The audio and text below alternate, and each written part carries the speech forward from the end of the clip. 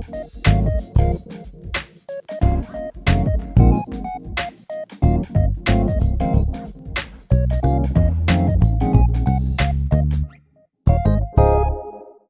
good people. Davia here, and welcome to Tales from the Shaker, a Davia Williams Stevenson podcast. You're going to love this conversation. I guarantee you. I've been chasing this chick now for a couple of years, it feels like. She is blowing up. She is all over the space. Caroline Bennett. Caroline inspires, and that's what she does. She's out inspiring the youth and others. Even me, who's probably many times your age, I feel inspired. So I'm excited to have you here. I'm going to read a little bit of her bio because I couldn't figure out how to describe her without reading the words. But I'm going to start with your signature at the end of your bio. She lives by this truth. A child who is not embraced by the village will burn it down to feel its warmth. And Caroline has devoted her life to being a part of the village. I think that says almost all of it. Not the fact that you're a two-time TEDx speaker, a cultural artist, a poet, a singer, and girl, you got that down from your soul, the ancestors kind of voice now. Like you singing for more than you. I'm telling you. She is from North Tulsa, Oklahoma. And if you know, you know that being from North Tulsa is different from just saying you're from Tulsa. She was surrounded by the legacy of the Greenwood district. Yeah. And so that's for the uninitiated, that's where the Tulsa Race Massacre occurred, the Greenwood Archer Pine area. Gap Band, if you didn't know that as well. And you made a decision early in life that your environment was not an excuse to quit. Yeah. But it was a reason to keep going. So hundreds of speeches and all kinds of other things and brand partnerships and all kinds of stuff. I am just, there's a lot. And this is the short bio. Come on. Yeah. So let's just meet her. Okay. How about we just meet her? Listen, her alma mater and mine are the same. They are. University of Oklahoma. Hence, I was finally able to put out the Come on, Boomer Sona. Listen. I am thrilled to have you here. Yeah. Thank you for finding the time. Thank you. To come and sit down with me. I really want my corner of the world to know what you do, to get behind you, to expose you to youth, to listen to your music and your poetry. Yeah. You're a very gifted woman. Thank you. And I know you also, that faith is a big part of who you are. And you don't hide that either. You are fully you, fully authentic, fully colorful. Come on. I dressed for you today. Come on. You done good. You done good. So I even made our drink right. You did. This was all in honor of you ladies. So thank you. Thank you. I'm trying to think about the first question. I want to get to your why. I want to get to how you knew it was youth, how they became your passion. Why them? You, with your gifts and your talents, you could just be about making your brand and becoming famous. Yeah. But you seem to be very much mission focused. So that fame may happen, and we cool with that. Yeah. Right? Let it follow with fame and riches, as far as I'm concerned. Come on. But you seem to be very mission focused. And can you speak more about why? That's a nice broad question. Go for it. That is. We jump it right in. Any way you want to. Nice broad. How, why? I'll start with, I always tell people the reason why I do what I do is either because of things that I had growing up or the opposite of things that I didn't have growing up. And so, yes, I tried to become what it is that I needed, but it's very true. Like a lot of who I am to young people, especially and unapologetically serving underserved Black youth, is because I can't actively recall seeing a Black woman like myself in all of her colors and all of her fearlessness, putting herself out there to serve me when I was younger. I don't know. I was raised, my mama's older, right? She had me at 39. So my parent, my mom was 39. My daddy, that would have put him at 40, 43, 44. So I was raised by older parents. And then I just naturally hung around older people. So there was always this gap. Most of the young people that I'm serving, there's maybe a 10-year difference, right? But it's not a 40, 50-year difference, and nothing is wrong with that. But it does make a difference when you're closer, when you're able to connect through experiences differently in age. And so but I'm intentional with staying close to them so that they can see sooner what I had to see later. I love that. You said a couple things. Try to be what I needed. Yeah. and expose them sooner. Yeah. I love that. I love that. Okay, so so you're showing your vibrancy, your fabulousness, you're educated, you're bold about your faith, everything about you is very bold. I'm loving your hair today. Thank you. I couldn't wait to see how she's going to show up today. Listen. You know? I'm loving that we can see your tats. Yeah. You know, I wonder, being a church kid, growing up in North Tulsa, a church kid, was that okay? The thing is, I can't say, I don't know. I don't know if it was okay because I never concerned myself with what was okay or not. Like it was a true, like, so I don't even, and not only my church, I'm a PK. Okay. But also I've always been just different. Like I was a girl that used to wear flip-flops with socks, and I didn't do my hair. People think it was a joke, but I really did not do, because I thought that, and I've never had a perm, so like literally. Never, your whole life? Never had a perm. Wow. My older sister did. Okay. Shout out to being a baby, that's me. Okay, some things skip you. But literally, I thought my hair being blow dried meant that it was flat iron. I didn't know the difference. And my mama, she tried to tell me the best way she could of like, Caroline, that's not straight. That's not. But I'm like, no, it is. I thought because it had heat that meant like it was. So I've always just been, some people call it a rebel, but I've just. Well, I can see that. Yeah, that's too far from the truth. I don't know if that's, but that's, so it's like but you've always been you, it sounds like. Yeah. So okay. Was it okay? But I didn't start getting tattoos until I was, I think 17 and 75 cents. 17 and 70, almost 18. The rule in the house was not until you turn 18. Yeah, my mom was like, your body is mine until you're 18. Yeah. I was supposed to listen to that, but again. You were who I wanted to be on the inside, but I needed to know what the rules were. Yeah. Now, I might step, like if this is the line, I might be a little bit over here, but I'm going to see that line. Yeah. I'm never far from the line. And so I was that kid the adults just love. I feel like it's been in my later years that I am becoming more me. I wasn't inauthentic. Yeah. I just was a bit constrained, if that makes some sense. Yeah, and you just aren't. And I was constrained to a degree. Let me think how. Let me think. I feel like I was constrained. I can't tell you how right now, but I feel like I was. You tried to do the right thing. You weren't like just out there looking for ways to be. I wasn't like but I definitely had because how I am now, the freedom that I have now, I was free, or maybe I thought I was free. You see what I'm saying? But like now it's what? So what is that? So let's talk about that. Freedom. Yeah. So you have a freedom now. Yeah. So tell me about it. How do you know? Like, what are you free of or to or? Because I'm able to say no. True freedom is the ability to say no. That's what the camera. I said this was your camera. There are moments when you need to be to the camera. I know I'm free because I'm able to say no. True freedom is the ability to say no. That is quotable. Yeah. Yeah, it's going to go in my journal. Yeah. I do believe that. And when you say no, it's just no. You don't give a big explanation or no. Because I know I came from the place where I can say no, but I want to make sure you're okay with my no. That's where I have been. Yeah. Not so much anymore. Yeah. Matter of fact, I feel like I don't even entertain things that I have to say no to that often. I just don't entertain them. Well, when I think about saying no, it's not just to things. Sometimes it's to desires. Sometimes it's to, you talk about faith, one of the scriptures that I had to, that really hit me early on in life is this, the scripture that speaks to, you can do anything, but is it productive for you? Yeah.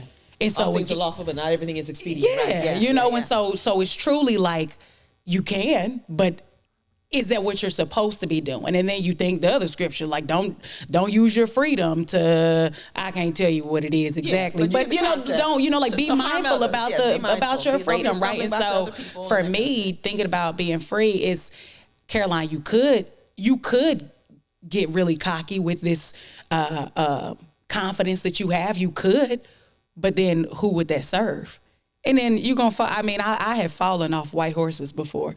And so that is not a desire of mine to go, which is why I can say I may have thought I was free before, but I wasn't. So now that I know I'm free, it's like, this is healthy. I don't have to worry about falling. I don't have to worry about getting too big, because I know that it's not who I am and what I have. It's not just me, And so, yeah, no is like, no, you actually shouldn't respond to them. Like, even though people might be talking about you because of all your boldness, your confidence, people might treat you differently. You can't respond in a certain way. And that's actually what I can live in freedom, because I don't have to care about what you're saying. I like, literally, when we look at life, you saying that does what? And I'm saying this in growing up in church. Yeah. I'm saying this on the job. Like, I remember being in high school and doing a photo shoot, and a woman says, "You'll never get it wasn't even high school, it was college. Like, I'm good and grown, paying bills grown." And I remember literally doing a photo shoot, and she says, you'll never be able to get a job with two-tone hair. I remember going to church, you walk around and go put money in the thing, and the pastor said, now, why your hair, how do you expect a man to take you serious? I remember sitting on a Zoom call, going through programs, accelerators, and all sorts, and a woman saying, "Are you going to get do you have serious professional headshots photo?" And I'm like, "Well, what do you, the ones that I use, they're professional. I don't know what but it's blue and purple hair." So I've been questioned in every area of my life, but the freedom is you asking me that question, or my comfort is making you uncomfortable. Yeah. That ain't got nothing to do with me. It's nothing. It's like nothing. To know that, to embody that from such a young age. Yeah. Like, this is their need to conform to some sort of system. Yeah. So you want to impose that on you, and you're like, I'm free. Maybe you should get you some. Yeah. Huh. And I think a lot of times, I tell you that you talk about why I do what I do for kids, especially girls. I think a lot of times, we just really have a problem with things we don't understand, which isn't bad. Inherently, that's not bad, right? We have a desire to understand. And I think a lot of times people don't understand how you can be so free, how you can be so bold, how you can be so confident, how you can have so much joy in the midst of how you have so much peace. And so when it comes to working with young people, especially girls, when I see them bickering or having beef with one another, I be looking at them like, "You said what to her? She said what to you? Is that what you really believe about her?" Well, no. I'm like, why don't you just compliment her? Because you don't think she's ugly. You just don't have the language to communicate how you really feel. Because you could tell me all day. To say you use certain words towards me, I'm older, you might see me as a mentor, but we have an issue using these words towards our peers. And so it's really empowering young people, use your words. Girls don't want to say something. You don't want to compliment another girl because you think it's going to make you be gay. You're afraid of labels by telling her that she's pretty. And then I see it in women. So now what it is when I walk around, I know who I am. Before I used to I was a little jumper. Don't stare at me. Don't look at me. We jumping. Don't. What are you looking at? That we gonna jump. Okay. Why are you looking? Don't look at me. Use your words. Hello. Can I help you? Now I don't think that, because I've embraced, Caroline, they probably ain't never seen nobody with this kind of hair. They gonna stare at you. So no, I'm not gonna, can I help you? Let me tell you, little kids, they're so in awe. They're curious. They're not judgmental. No. Yeah. So I just embrace it, and I use it as an opportunity to teach. So now it's like, oh my gosh, what makes you do that? Because I can. You can too, though. It blesses my heart when a little girl comes up. I mean, when I say little, I'm saying as young as 3 years old, comes up to me and says, I want my hair like that. And I say, well, you got to go ask your mama. They'll run immediately. Mom, can I get my hair? And and then the mom looking at me, and I'm like, I told her to ask you. She not being adult. And so then, but then it also blesses me when parents come back and they're like, I let her get one color in her hair. She got that pink in her hair. And I'm like, that's what I'm talking about. Start them young. Let them, we can get, and we do it not because we need it. I don't need color in my hair. Yeah. I do it because I can. Gosh, I remember, and my mom will be gone, which will just been 34 years last week or so. And so she was gone most of my adulthood, right? When all my wifing and mothering, I didn't have my mom. She was a great example. Very cool person, but I remember though the rules. Some of them were very helpful in the long run. So my family's one of the first generation to kind of in that middle class, upper middle class space, and so there were all these places where they had to fit. They felt they had to fit. They weren't in before. And I remember my mom saying things to me like, you know, that's why I never can leave the house looking a mess. You don't want the white people to see you looking like that. Yeah. It was about the white people seeing you look that way. Yeah. Or going into a store so that you weren't followed, always look like you can buy, or don't go if you don't have any money. Like there were these things, and I know they were meant for my protection. Yeah. But I hated them. Yeah. I still abided by them, but I hated them. And there are those places that are in my head to this day. I can go work out. First of all, I'm in my 60s and I'm going to work out. Like that's a thing, right? I put on my clothes, and if I need to run an errand or something, I'll run an errand, and I can hear my mother. Oh my shoulder. Those are not pants. It's like I can see the shape of your ass. Like get home, right? And but in today's standard, like my outfit matched. Like I actually look pretty good, look good. For the female, but I will not stay out in public in like workout clothes. I've got to get home because Thelma is going to be on me for running around like that. And at least now I've divorced myself from the white people seeing me that way. It's just, you can't be out that way. So the things I did learn about, how to comport myself, but just different things that I appreciate. But there were also these restrictions. Yeah. We were the dark skinned people with good hair. Yeah. Except for Davia. Yeah. Mine was somehow different from everybody else's. Yeah. It didn't get as long as everybody else's. It was more coarse. Yeah. Now the issues I'm having with my hair now are probably because we way over processed it. We've got much better products. I didn't need all that. Yeah. We didn't know. We were trying to make Davia's hair act like everybody else's hair was going to act. And I remember trying to do a fro. I wanted an afro so bad. My sister had the perfect fro that folk trying to mess up calling a cloud bob. You know that mess? No, but I've been called it. Vogue called an afro a cloud bob. Tracy Ellis Ross had a beautiful fro in a picture. I think she posed for Vogue, and they called it a cloud bob. Bob. No, ma'am, that is an afro. Yeah. But my hair, the longer it got, the ends got straighter. Okay. So it wasn't fuzzy on the ends. It was tight at the root. Yeah. And then it would get fuzzy straight at the ends. And so she would have to roll it with the pink foam rollers and pick it out. But then she would mash the sides in. And it was like, your afro's supposed to be round, not oblong. But it was because you got that round face. They needed to balance off my face. Like those kind of rules that constricted me that she thought were for my good. Yeah. So I can't be mad at that.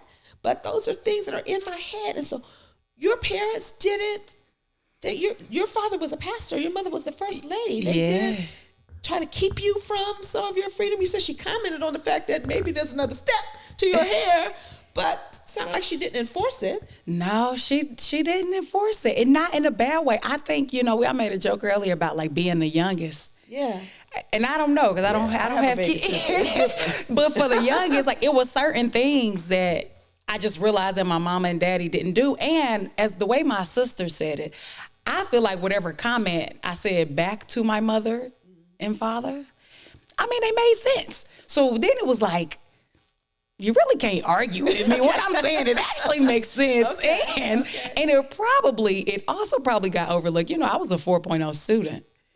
And so I'm not saying to make it hard, but I was a 4. And I tell people, I was in the church.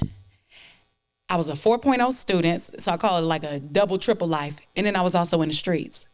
And so, my daddy, him being from Paducah, Kentucky, my mama from South Fulton, Tennessee, they grew up in different times. Now, one thing I do remember, that came a lot from my daddy was the white man, the white man, the white man. I remember that a lot. And this idea of making sure you go to college, making sure you educate yourself, making sure you travel. But as far as appearance and what we look like, you know, they did the best they could. Like, I don't even remember. Like, it wasn't even, we didn't grow up. And I thank God for that. Of parents, we did the best we could. My parents did the best they could in terms of instruction. And it was less about what we looked like, but more about what was on the inside of us, that I believe they tried to prepare us in this life and protect us from, especially having a solid work ethic, being integral, being educated. Those are things for sure. But as far as like what we look like, no, I don't. That was all part of it for me. And I don't. Those and other even, things are important too, but my goodness, that was a thing. And I'm trying to think about like even, dang. I wish as an adult, when I think about my mom, like I wonder, was she more vain than I realized? Okay. You know, when you say I vain, wonder. explain. Vain in terms of just her, like she was fly. She was fashionable, had a great little figure, a little tiny waist. And I remember things. Yeah. You know, little comments about, after I had my first kid, I was going to be in my cousin's wedding. And we're like, what size dress should we get Davia? Should get a little bit bigger? She said, oh, no, Davia's going to be back in her size by then. And I'm like, I don't know that I can do that. And I first seeing it was a problem. It was a problem. So, I mean, this thing, maybe my obsession even with my body at younger ages, it was the one thing I felt like I knew I had. Body, whatever. And I don't know. I just didn't get to work those kind of things out with her as an adult, just to kind of get some context around it. But that's interesting. I'll tell you what a lot of people don't know is when I was younger, probably about middle school, I actually didn't like my mama.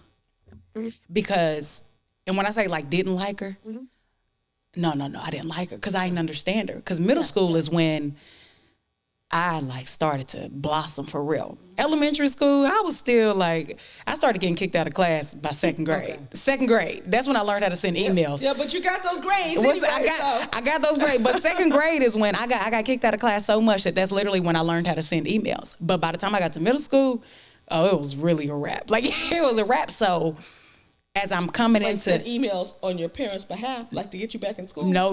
Like like the teacher would be like, if you get in trouble, the teacher usually sent an email. Okay. I got kicked out so many times. The teacher said, I'm not sending them no more emails. You gonna sit on this computer.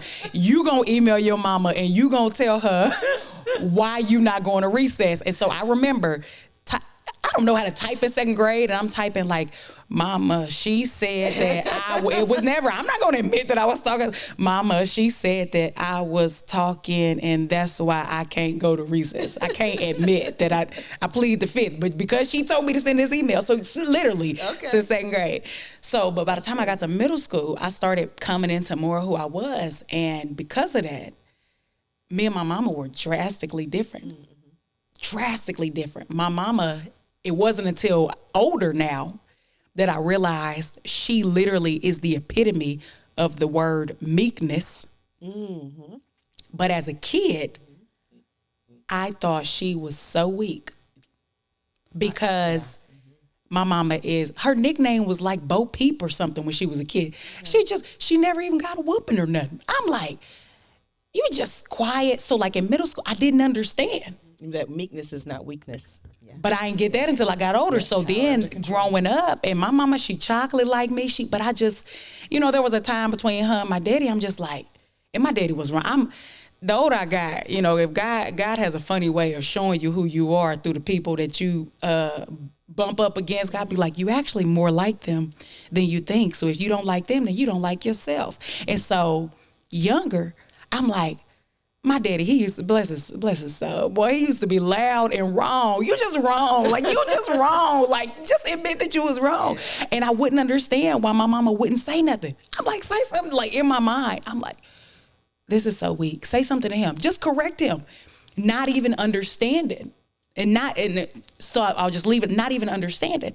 So then it wasn't until I got older, I don't know, ain't no telling whatever I was reading in the Bible, but I come across this word meekness, probably the fruit of the spirit. I think maybe that's what it was. And then I Google like, what is meekness? It's like, ooh, restraint. Strength. That's Power what under my control. what that's what my mama was. Yeah. It just opened. I feel like it even healed up. She didn't even know, like, you know what I'm saying? Like, it's not something that but it's something that I knew, and it made me, not even just in my adult years, see my mama different, love her different, respect her even more different, because I didn't know. I didn't know, and just like, I don't know. I have so much respect. That's my mama, man. That's my dog. She is like, but I didn't get it, and so she has taught me. You said power under control. You know, like my daddy, he was a firecracker. I am a firecracker. I mean, like, on a personal sense, and then, like, you know, you take them Cliff Strength Finders and the disc assessments. Yes. One of them strength finders I just took last year, the Cliff, it says something, you like a loose cannon. This was last year. I said, oh my gosh. Whew. I'm glad for the revelation, but Caroline, like, I've known these things, but it's like, do you know what a loose cannon means? That means if it goes off, it can do it damage. Will harm things that's both in its direct path and things in its indirect path. And so when God gives you that wisdom, you're responsible for it. You're responsible for this knowledge. And so when I think about, like, yes, I'm a loose cannon, but I think about my mama of like, ooh, that's power. Restraint, yep. So I channel that. I channel that more. You have the power of a cannon. Yeah. Right? So for you to restrain that for its appropriate use. Now, I'm sure if someone needs to be in the direct path of the cannon. Canonized. You go canonize. I hear you. You are, every time I've encountered you, you do embody just a joy. Yeah. That it would be exhausting to fake if it wasn't you. Yeah. This is who you are. Yeah. Why?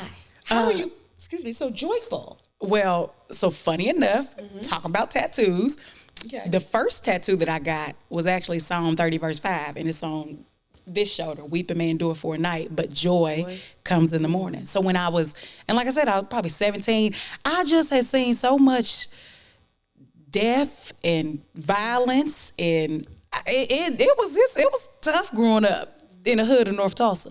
7-4, so my zip code, to give you context of like why I have this much joy. I'm still here.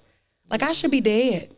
Like, literally dead. Like, not like fake dead, not like dead adjacent, like dead. You know what I'm saying? So growing up in North Tulsa, zip code 74106, they would literally say, because you grew up on that side of town, your life expectancy is 14 years less than if you were living on the south side of town, i.e. the white side of town, right?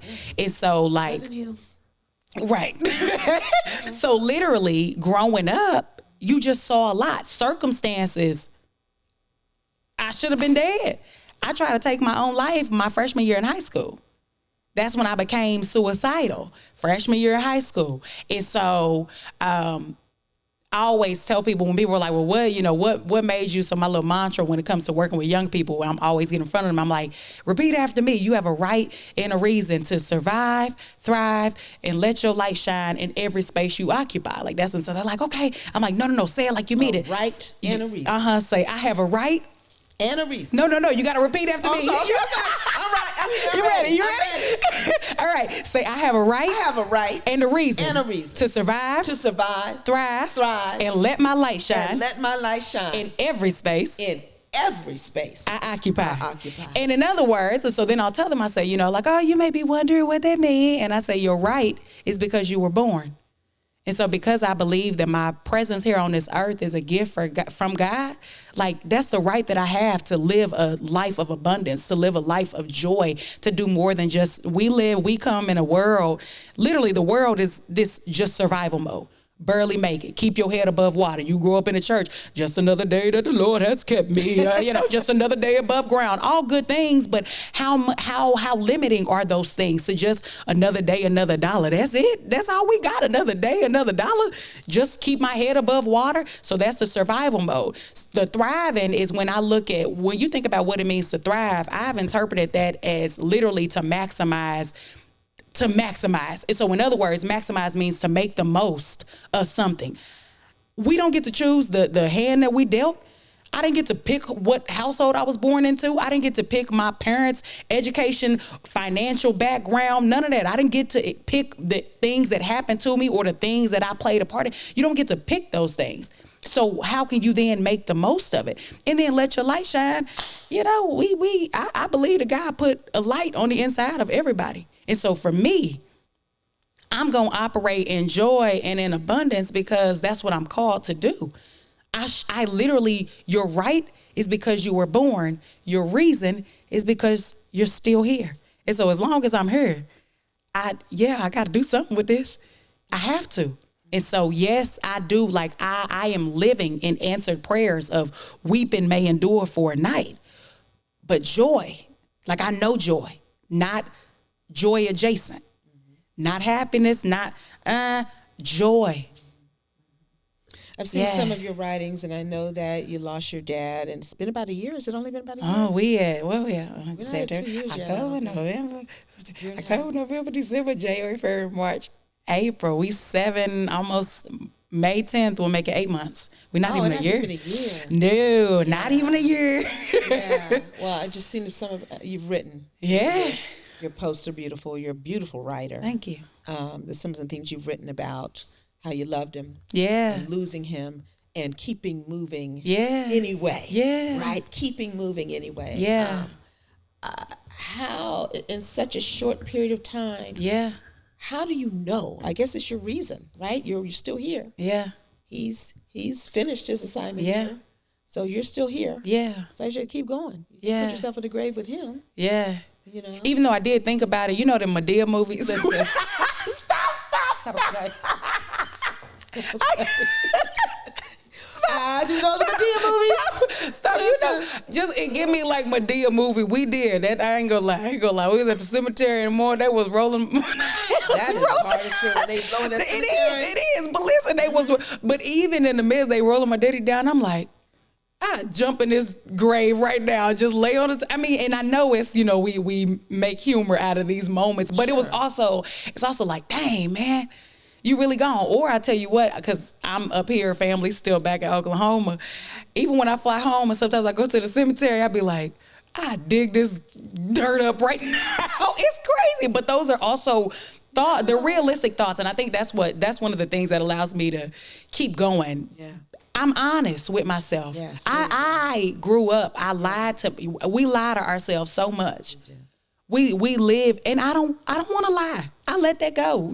I divorce myself from lies. I am honest with myself. I'm transparent, so I'm not going to go dig the man's grave up. Not. No, but symbolically, I miss my daddy. Come on back. Like what? Right? Yeah. So, but it's tough. A lot of lessons, a lot of who I am come from I am a daddy's girl. Yeah. When I say daddy's girl, I'm saying a true, just a true daddy's girl. I mean, yes, I've been going through like my memories of like, man, Caroline, why you do what you do? Why this? I'm like, well, probably one of the first speakers you ever saw was probably your daddy. It got to a point, we did used to get whoopings, but then he just stopped whooping us, and he used to lecture the mess out of us when we got in trouble. And a lecture, meaning, and I knew, we said lecture before I ever even knew what college was. Okay. Like you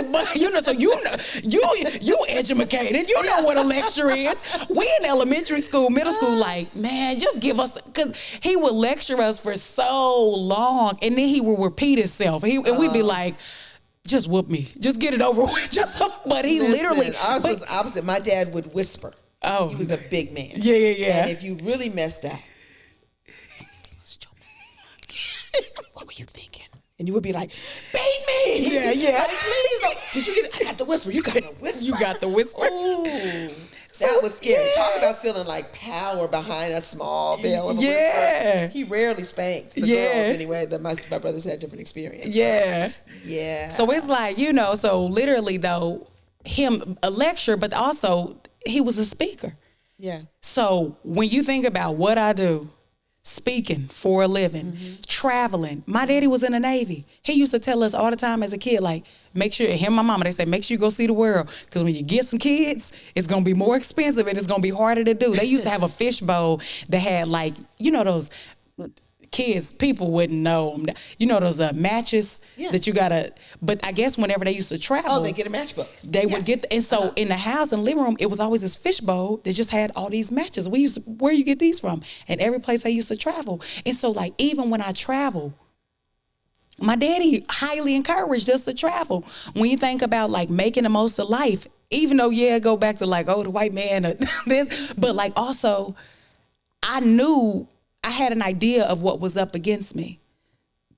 And so because of that, it's just like, he's always, yes, I know, like, oh, he's always going to be a part of you. Yeah. Yes, he is. And so I just do the best, do the best that I can. And even the things that I didn't necessarily, like I learned from him too, because I'd be like, I get it honest. I told you that, man, he be wrong. I used to, I mean, you talking about being stubborn. Okay. Oh man, I could be stubborn. But now it's like, I can learn from that. Like, Caroline, don't you be stubborn. The things that I learned to do, my daddy taught me how to play chess. Like, this is when our power was out for 2 weeks. Because when you grow up in the hood, your power will get turned. You last. Your power ain't on. So we were out of power for like, it was one of the worst ice storms in 2008. It felt like that was probably all over the world. But one of the worst ice storms. And we literally sat around a kerosene lamp. And this man taught me and my brother how to play chess. And like, I don't know what number tattoo that was, but that was one of my tattoos that I got, was just this chessboard, right? And so it's just like, even just this life, like my daddy he was so good. He was a thinking man, quiet. I mean, like he wasn't popping off. He was quiet, but when he did speak, you listen. You listen. And so just so much of who I am. You definitely carry that legacy. He was a storyteller. Yeah. But I feel like a lot of preachers, I love. Well, people respond more to stories. You can put yourself in a story. So now we're on the story tip as we're going to have to start wrapping up our time. It always goes so fast, especially these fun conversations. But, give me a story that you would tell a young person you've encountered, maybe someone who, from a similar neighborhood, they don't see a lot of hope. They don't have a daddy like you had that's inspiring them. You are the opportunity. You are different. You're colorful, you're bright, you're joyful, and you've encountered this kid. I know this has happened. I know it has. That needs a ray of hope, needs to know that there's more, that there's a reason, a right, and a reason.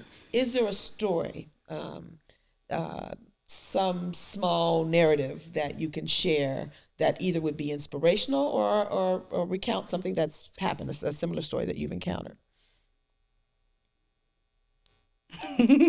I know I gave probably too many options, but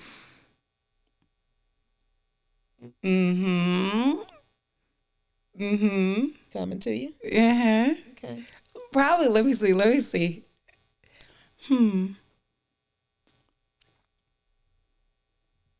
Probably less a story. I mean, no. It's not less a story. It's just in a poetic form. Yeah, let's do it. So that's one of the best ways I tell stories. I do. Okay. All right. Here's a story. Okay. Dang, I do all. It is a story. So 3 years ago, I went to South Africa, and I was there. It was an artist residency, and literally the sole purpose of this artist residency was for Black artists to just rest. And for 2 weeks, that was it. And I remember going, and I love, again, traveling, doing all these new things, and they were going hiking. I had never went hiking in my life, and they're like, we're going to go hike Table Mountain. And so I'm like, okay, I don't know what that means, but I'm going hiking. That does not sound like an amateur hike. And I'm excited. Okay, yeah. Never went hiking, right? Table Mountain.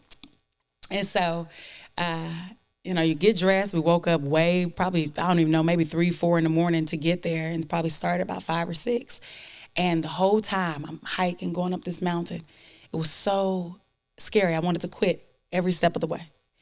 People passing me. I'm like, I think I should just stop. But then, because I have 2 torn ACLs, because I play soccer and all those good things, I'm like, well, walking down this mountain is going to be bad on you. That's worse on your knees is walking down. So I'm like, the only way to through this is to continue climbing. Like there's literally ain't no helicopter. Like it's only one way. And so I'm like, oh my gosh. And so you go through, and we were out there for hours. And so I finally got to the top of the mountain, and I just cried. Everybody else had already made it up there. They done did this, the thing to take you down. Mm-hmm.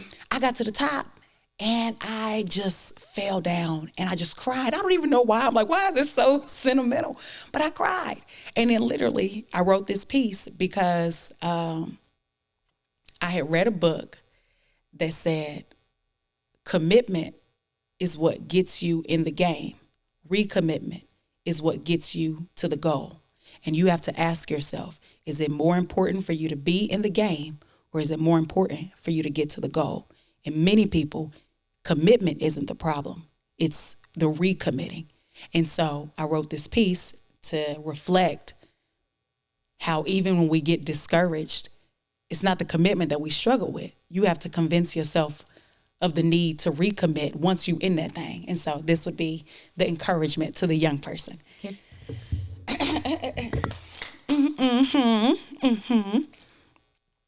When I get discouraged, I'll think a tabletop mountain, the climb, the confidence, resistance, persistence, how the journey is less about strength and more recommitment. It's a gift when you can give yourself something you thought was impossible, illogical, to think that your success would be optional. It's optimal to believe you can achieve anything. Proximity to the dream is like a bee and its sting. It's close, like fire in the smoke. Inhale, exhale, think about it, might choke. Addicted to the journey, steady pace, no hurry. Committed to the learning, quads burn, no worry. Getting stronger by the minute, contemplating the finish. Even when I lose, I'm winning. That's my definition.